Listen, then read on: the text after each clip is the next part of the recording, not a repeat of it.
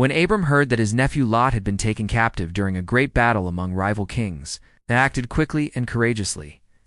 So let's read Genesis chapter 14, verses 13 to 24. Now it came to pass in the days of Amraphel, king of Shinar, Arioch, king of Eleasar, Kedorlaomer, king of Elam, and Tidal, king of Goyim, that these 4 kings went to war with the 5 kings of the surrounding territory, and the latter were defeated. And the kings of Sodom and Gomorrah fled, but they pursued them. Now they took captive Lot, Abram's nephew, who was dwelling between Sodom and Gomorrah, and his possessions, and also those of Sodom and Gomorrah, and they went their way. Then afterward, when Abram heard that Lot had been taken captive, he called the 318 trained men who were in his household and pursued them. And he divided his forces in the night, and he attacked them and totally defeated them.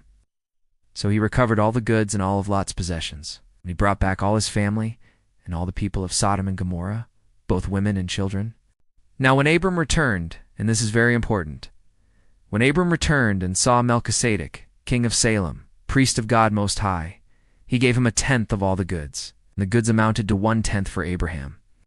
So he gave him 1/10 of everything and said to him, 1/10 of all I have, king of Salem, I will give to you in your city.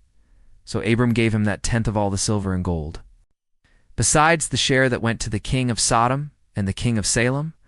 And then the king of Sodom said to Abram, Give me the persons and keep the goods for yourself.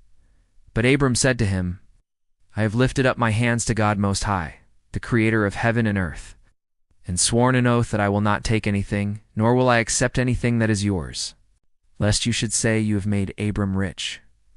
So Abram gave the king of Sodom neither silver nor gold, but he gave Lot his nephew, and they became very friendly, he and Lot. As we see here at the end of Genesis chapter 14, Abram shows us what true faith looks like. It's a faith that trusts fully in God's provision. He could have easily accepted the spoils of war from the defeated kings, but he didn't. Instead, he chose to rely completely on God for his future.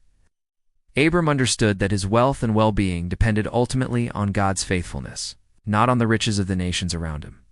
His decision to reject the offer of the king of Sodom demonstrates his humility before God and his confidence in divine providence.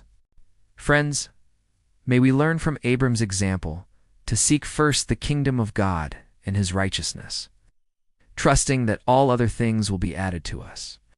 As we put our faith in Jesus Christ, we can rest assured that he has promised to care for us and supply all our needs according to his riches in glory.